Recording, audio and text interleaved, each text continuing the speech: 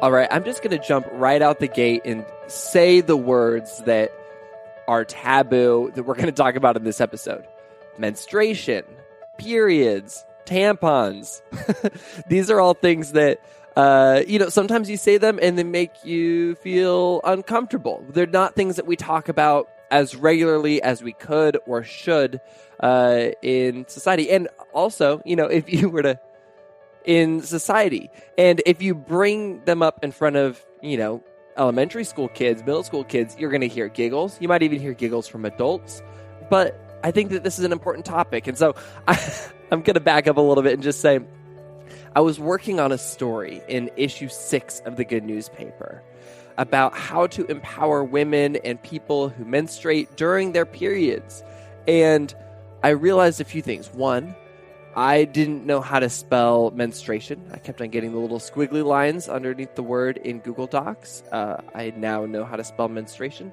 And also, the lack of access to period supplies and the things that people use on their periods is huge. There's a lot of people who don't have access to these things that are so important to a huge percentage of the population. And so I was researching the problem, which is how we always start each story in the Good newspaper. But then I started looking into who was creating solutions. And I found so many incredible organizations and individuals, but one person and one organization really stood out to me. Nadya Okamoto is the founder and executive director of Period, an organization she founded at the age of 16. Now, Nadya had an experience growing up. She found herself without a home as a teenager and saw firsthand how difficult it is for people on their period to deal with their period when they're experiencing homelessness. And so Nadya just started doing something about it. She started putting together kits with everything you need for your period. She started giving them out to organizations and people in need. And now today, Period is the largest youth-run NGO in women's health, and they're dedicated to ensuring that menstrual products are reliably available to those who need them most. It's wild. Since 2014, they've addressed over 400,000 periods and registered over 230 campus chapters to join in this meaningful work.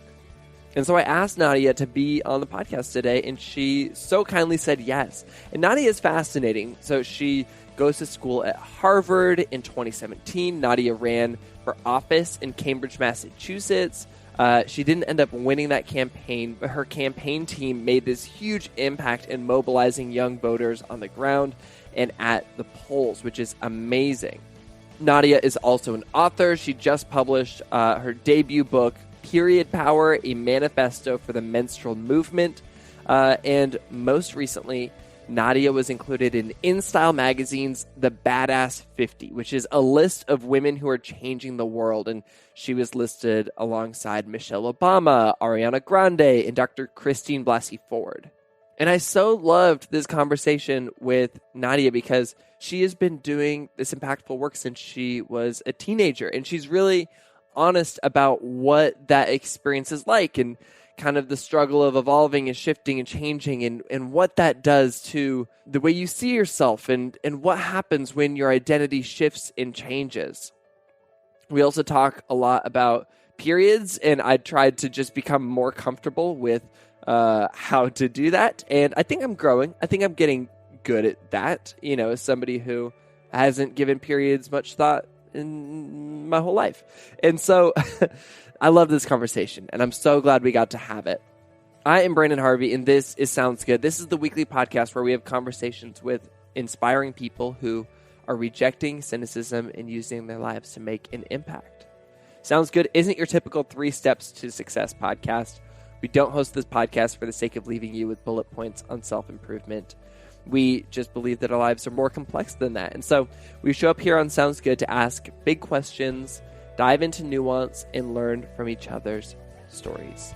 So without any further ado, let's jump straight into my conversation with Nadya.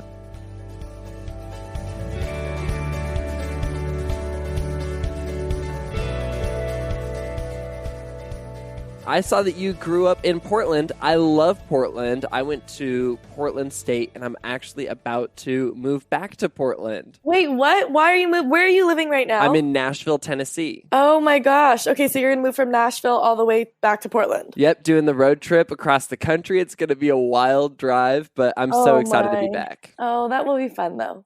What part of Portland did you grow up in? Right in the city. Good. Awesome. Northeast, southeast, northwest, southwest? Northwest. Northwest? Where in Northwest? I grew up in Northwest on 18th and Flanders, like right in the Alphabet District, like a few blocks from 23rd Street. That's amazing. I was on 23rd and Irving. Oh my God. Wait. Okay. So how long have you lived there before? I was there like 5 or 6 years. Oh shit. Okay. So you know the area really well. Yeah. I love it. Okay. Wait. So then my story, like of how I started period, like everything will make a lot of sense because it's very Portland based and like our headquarters are still there too. What?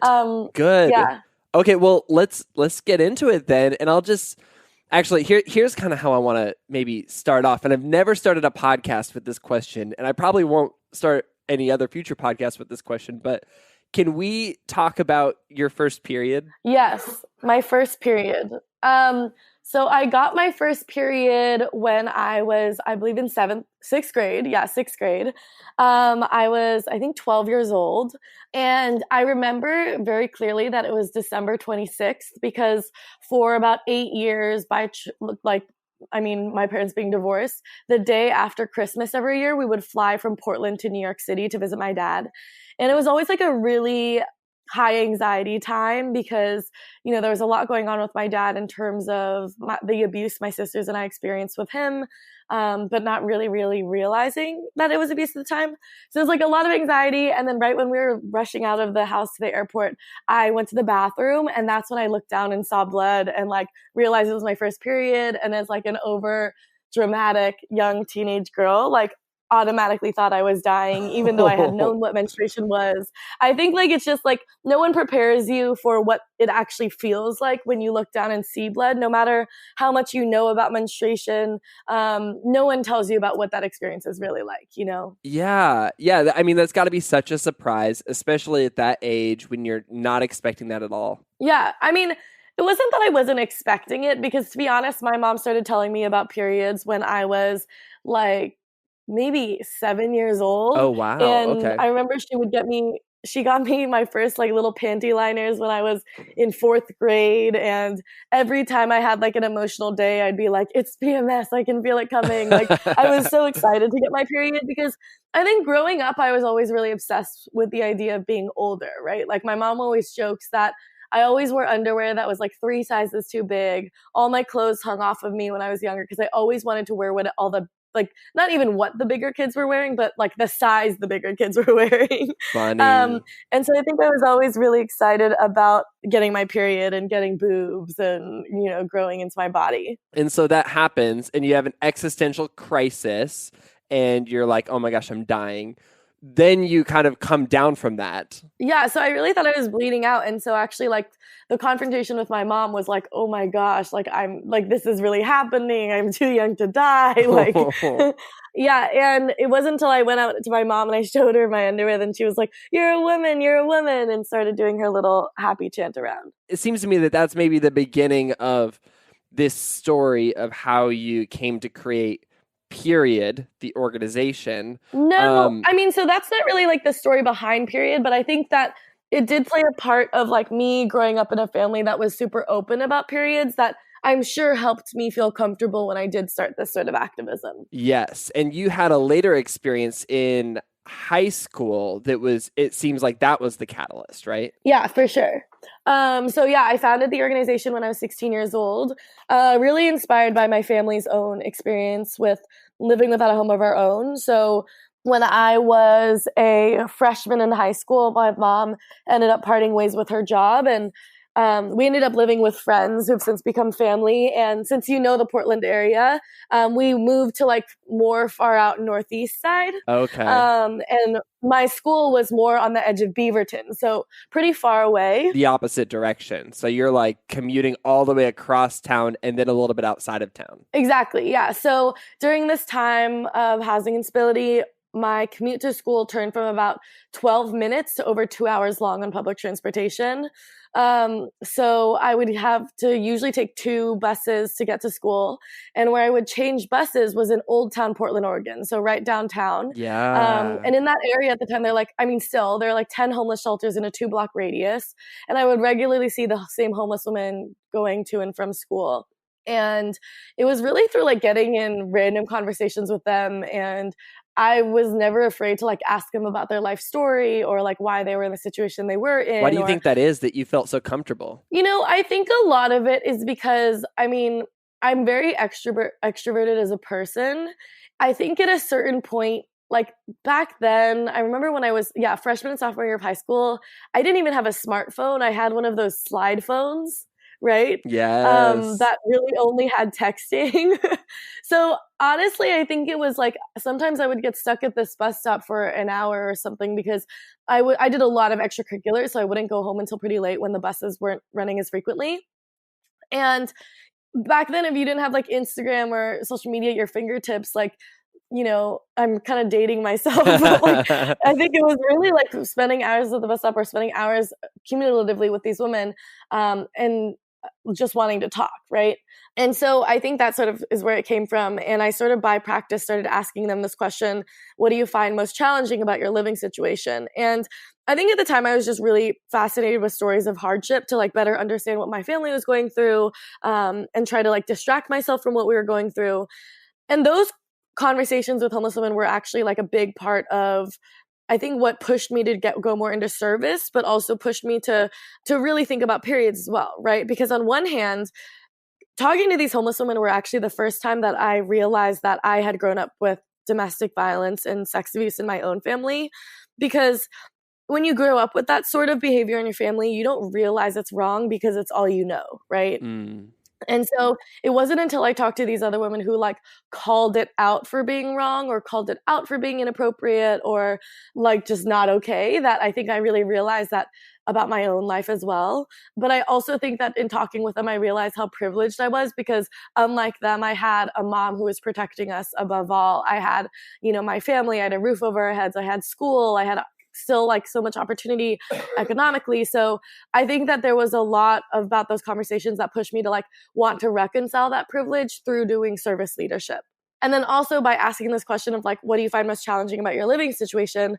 That's where I sort of collected this accidental anthology of these stories of women using toilet paper and socks and brown paper, grocery bags, and cardboard to take care of their periods. Wow. Okay. So you kind of came to this understanding that, hey, there's people who are living with less privilege than me, people who are living without homes, and their periods are like significantly impacting their ability to find success or thrive. Yeah, absolutely. I think it was just hearing their stories of, literally using trash that they found to take care of their periods, or this experience of when you were on your period, just like trying to find a public restroom and sitting near it before you could really go about your day, like waiting your period out, or missing job interviews because you had your period and you only had one pair of clean pants, right?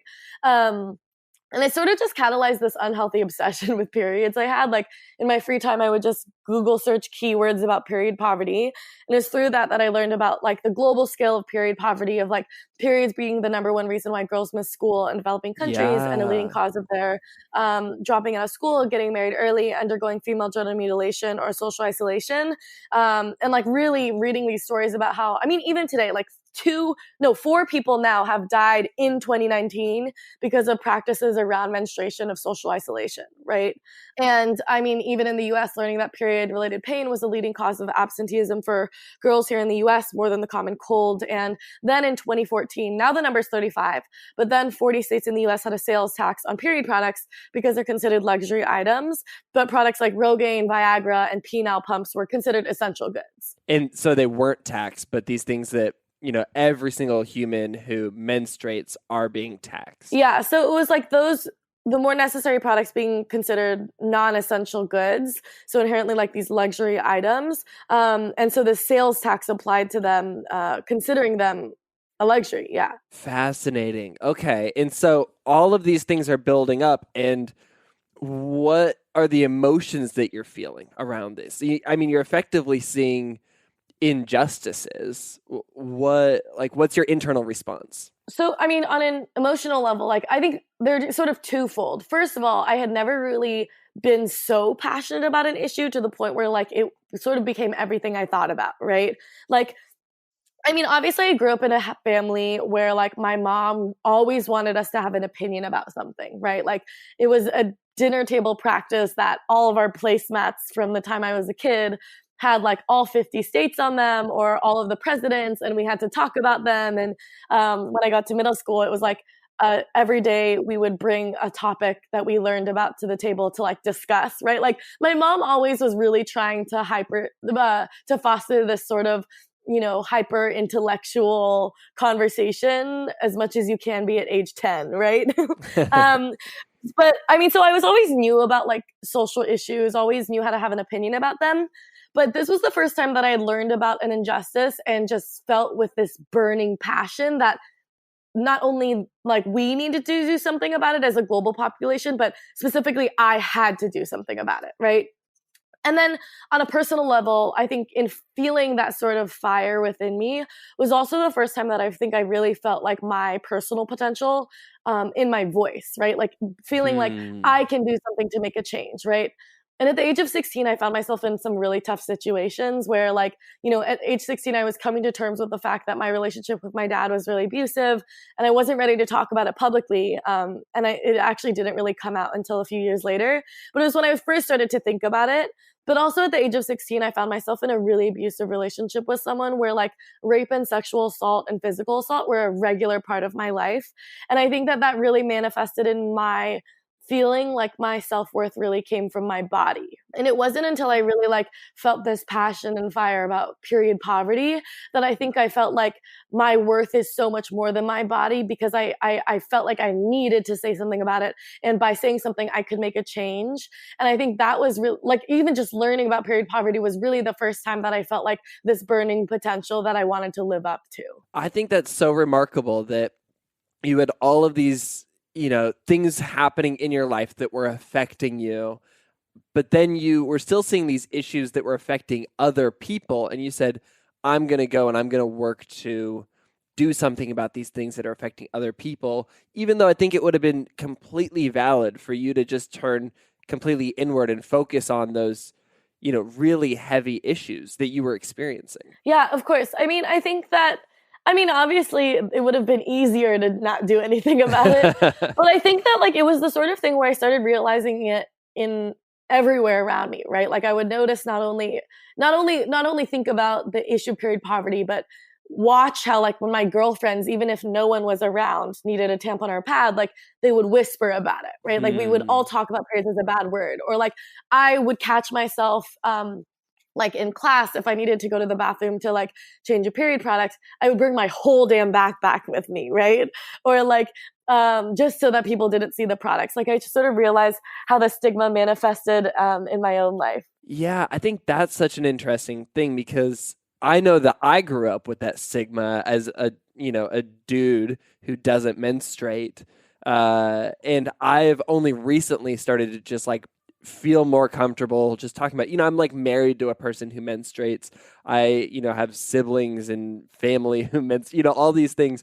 And it wasn't, you know, until, like, the last few years where I started to, like, try to intentionally break that stigma, because I think, I don't know, I feel like it's really strong, especially with guys. And so to hear that it's true also just in the company of just, you know, people who menstruate, I think that shows how strong of a taboo there is. Yeah, of course. And I mean, I think a lot of that manifests just from, like, how most of us learn about periods, right? Like, still today, there's no requirement that periods are taught in school, but when they are, it's usually in gender segregated classrooms where, like, the girls are in one room, the guys are in another. So the guys never learn about it, and the girls instead learn that you only talk about it with other girls behind closed doors, right? Yeah. And so I think that a lot of it is just manifested from a very, very young age.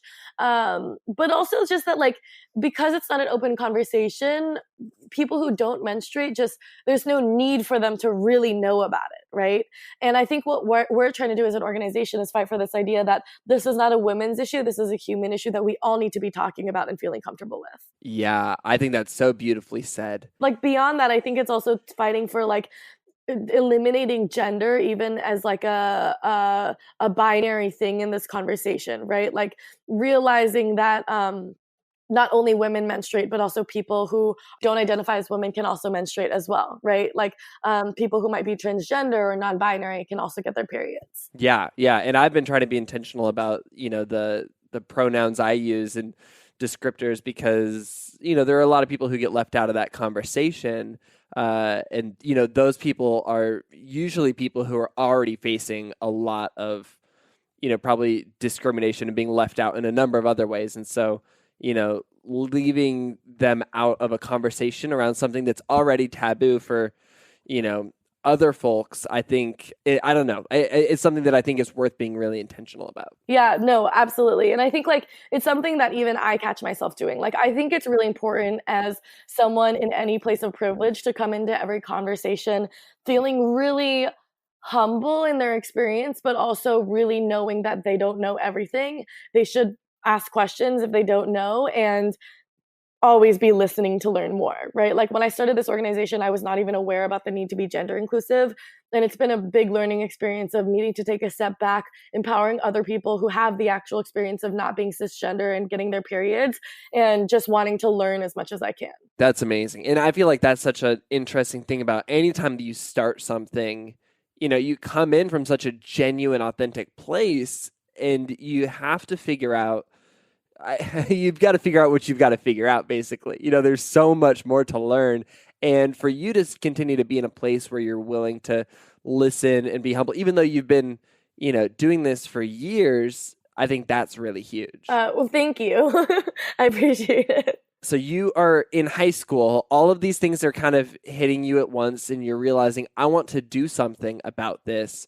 And so you begin to do something. Like, tell me about what kind of the early stages of you trying to make a difference in this issue looked like and kind of how that's evolved through the years. Yeah, so I decided that I wanted to start a nonprofit, not really knowing what that meant, but just knew that the word like nonprofit meant like doing something good, right? So I decided that I wanted to do that. And my first step was finding a co-founder because, I remember my mom like warning me that there was so much like other work beyond just like the activism, but like the operations, the finances. So I basically just found the guy in my class who I knew of as just being super nice, but also being the first kid done with Excel spreadsheets in math class and then walking around and helping everyone else, right? This is in high school? You just like go to a classmate? This is in high school. Wow, yeah. That's amazing. So in high school, I just like went up to a classmate, pitched them my idea, and he basically had interest in wanting to start something, but didn't really know what he wanted to start it. So he automatically said yes.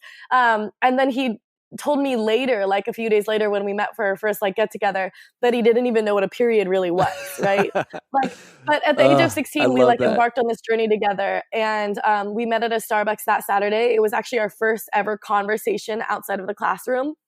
Until then, we had one class together. We had Chinese class, and he was always the best in that Chinese class, and I was always the worst. And we literally sat there looking up questions like, what is a nonprofit? What is the IRS? What is a board of directors? What's a 501c3? And we literally sat down and filled out all of those forms ourselves, incorporated ourselves, became a 501c3 ourselves, and just had my mom and his dad sign off because we weren't old enough to sign any of the forms. But that's really how we started. And it was really just like doing anything we could to solve the simple solution of getting period products to people who need them. Wow, that's amazing. And so practically, you start filling out forms and stuff, but like what are the practical ways that you are getting people the period products that they need when you're a high schooler? What does that look like? Yeah, it was raising money. Like I would try to raise money in any way I could, whether that be on social media or pitching to people at staff meetings or anything like that. So I think it was a lot of fundraising, anything like small amounts, buying period products from every Dollar Tree, Walmart in the area, getting our friends together to put together packages of period products, and naturally posting on social media about what we were doing. And within a matter of months, we had messages from hundreds of students and journalists from all over the country who wanted to know more and bring this to their own area. And I think it was really that experience that pushed us to grow nationally within a matter of a month, right? Like, we wrote down everything we did in our community and said, replicate this in your own. And that's how our chapter network was born. And I was looking at that little page on your website. It's not a little page. I was looking at the page on your website of how many chapters there are. And how many states are you guys in right now? So I think we're in 50 states now. Wow. And it's not just like one in each state. It's like 25 in some, like, it's crazy. Yeah.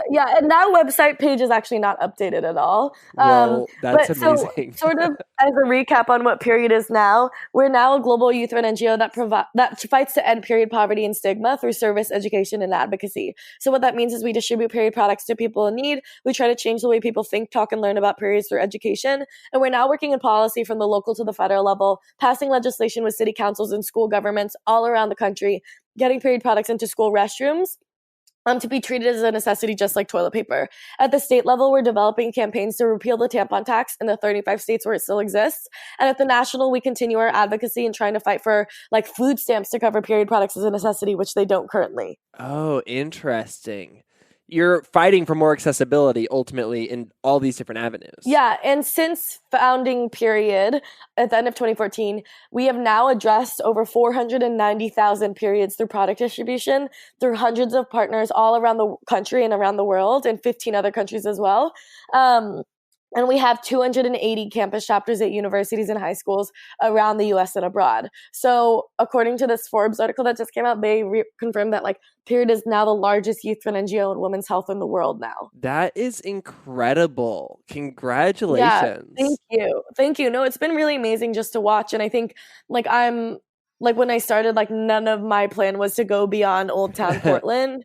And it's crazy to realize like how global we are now. Tell me about how that happens, where, you know, you're just trying to make a difference in literally this place that you're taking the bus through, that, you know, that you're seeing with your own eyes. What does it feel like to expand beyond that? I mean, I think, to be honest, like I've never been the person who takes time to reflect and be like, wow, we've come so far. We've done so much. Like, I'm such a workaholic in the way of like, I don't reflect as much on the successes, but I'm always like, what are the things we didn't do as well in the last 3 years, and what can we be doing better in the forward to make sure that we're doing everything we can to maximize our potential, right? And I think that it's really in thinking in that way that Period has been able to grow so fast, because we've always been very focused on what we can be doing more. Yeah, that's amazing. And so what do you kind of feel like is next for you? Like, what are the things that you feel like you can do more? I think that I'm really excited to have like my book so I published my first book in October called Period Power. So exciting. Thank you. Yeah, so I signed with Simon & Schuster and just released it, called Period Power Manifesto for the Menstrual Movement. And it's been really amazing to just see how having a book has been able to build our audience in a really strong way, but also create more unity within the movement, right? Now we have chapters who feel like we're working off of the same manifesto, right? Like I wrote this book to be like, here's what we're doing in our community and why we need to be doing it, right? And it's been really amazing to see the sort of unity that we've been able to catalyze over the last year. And I'm really hoping we can do that even more going forward. That's amazing. And then I know that beyond just, you know, your work with Period, you're doing kind of other work outside of that. And recently you ran for office in Massachusetts, in Cambridge. Yes. What inspired you to run for office? Yeah, so I ran for Cambridge City Council in 2017. And I was 19 years old, freshman in college. And it really sort of came from that same attitude of being really angry about housing affordability in Cambridge, and then, you know, downloading every publicly accessible report on like income inequality and gentrification, and just building the sort of interest in doing more. and frustration with the current city council that they weren't doing enough about including student voices as well. So yeah, founded this campaign team, and we ran this grassroots campaign, knocking on about 20,000 doors in the area, and ran against 26 other candidates.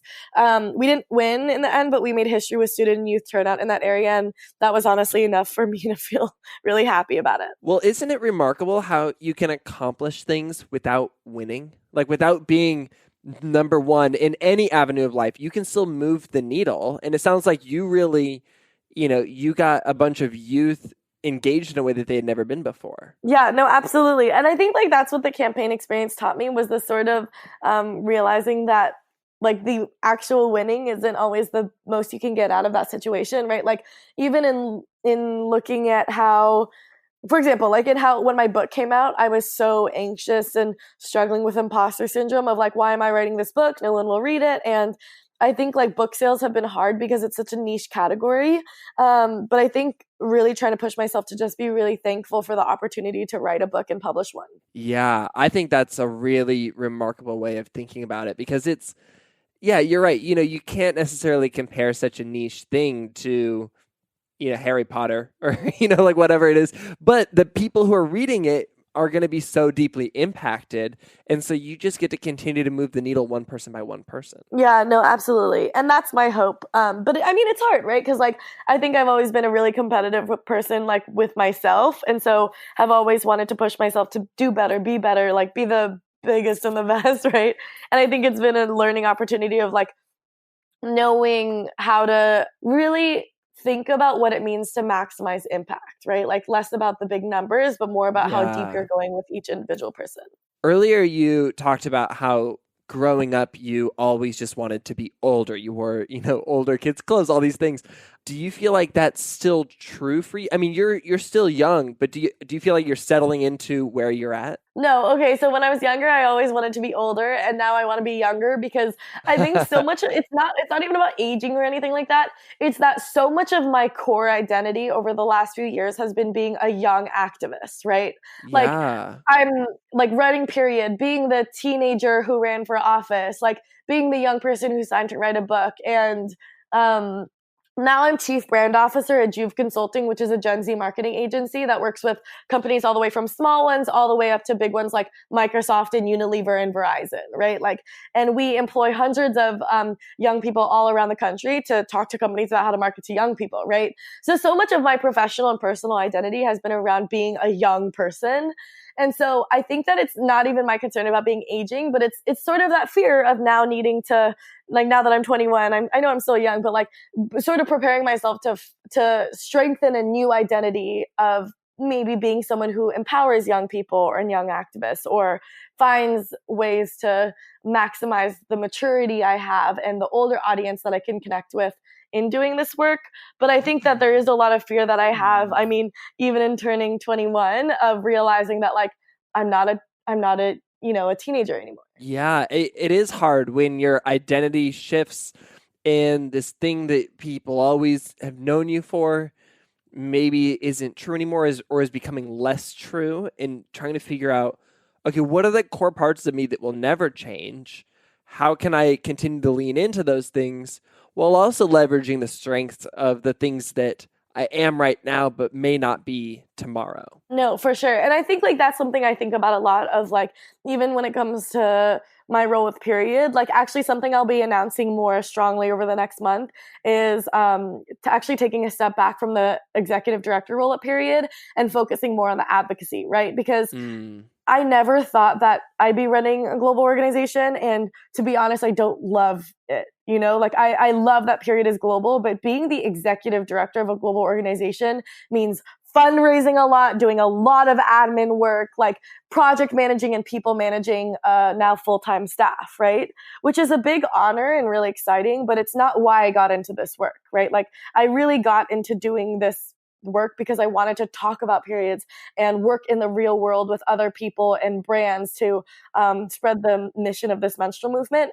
And so I'm actually going to be taking a step back, hiring a new executive director on, so that I can move back into focusing my time on being sort of the spokesperson and also recruiting more brands to maximize our potential as as a movement, but also focusing my efforts on designing a national effort to repeal the tampon tax in the US. That's amazing. And I think it's also worth mentioning that on top of all of these things that you're doing, you are also still in school. Is that correct? No, so I'm actually taking time off from Harvard. So I'm a rising junior at Harvard College, but with the book coming out and everything, and honestly just feeling a little bit burnt out after the campaign, I'm taking some time off from college. And so I'm tentatively going back in the fall, although I've really been struggling with that over the last few weeks, because every week a new person announces running for president, and I think I would drive myself a little bit crazy being stuck on campus watching the presidential election unfold. You want to be a part of the campaign, or not even a part of the a specific campaign, but I want to be a part of.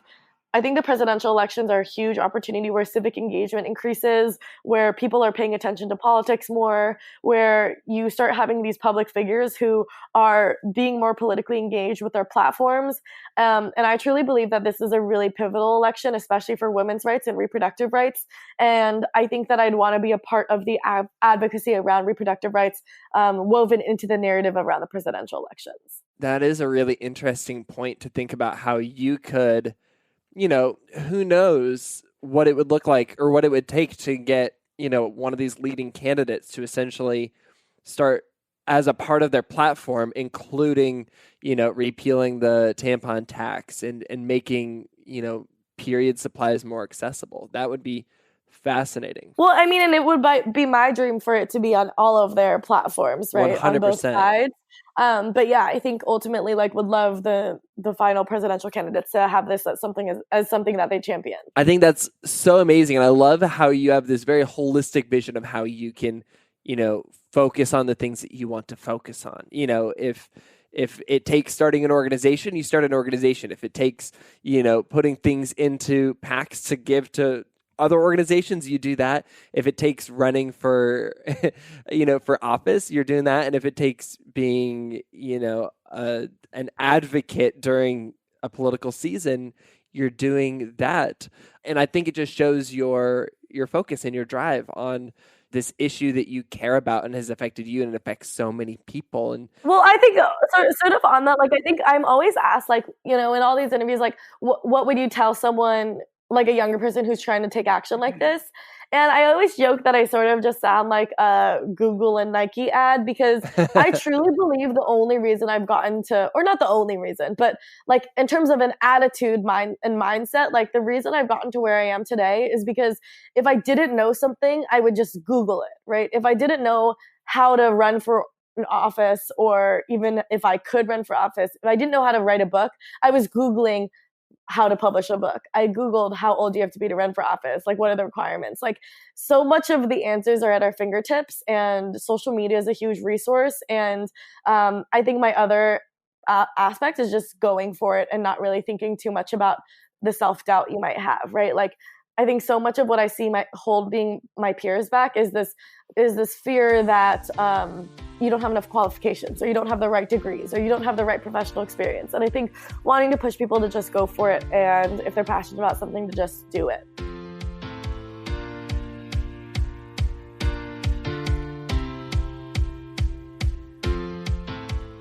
All right, that was a great conversation. I'm so glad that I got to have Nadya on the podcast, and I'm so glad we got to dive into a topic that we don't normally dive into on this podcast. But ultimately, it centers on these same ideas of, what do you do when you're confronted with injustice? What do you do when injustice knocks on your front door? Do you become cynical?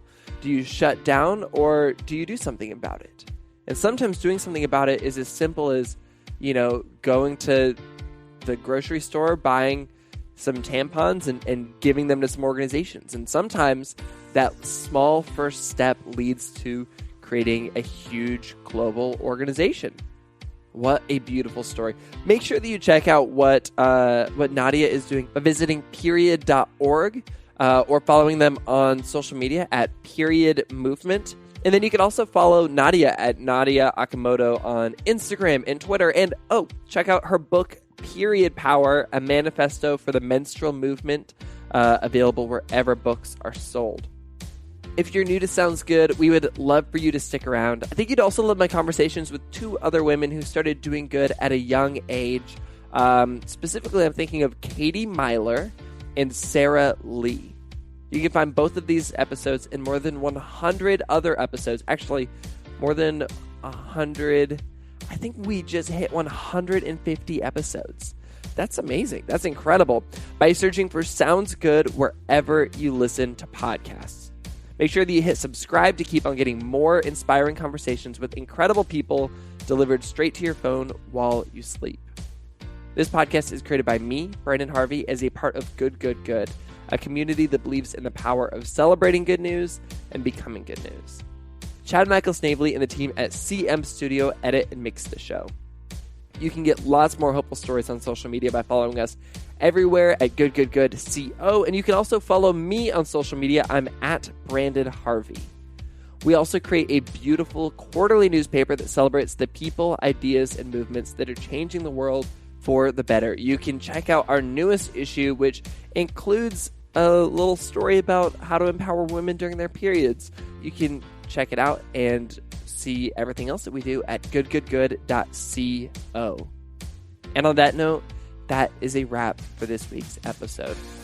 Go out and Google stuff, and then just do it. And we'll be back next week with another inspiring story from an incredible person. Sound good?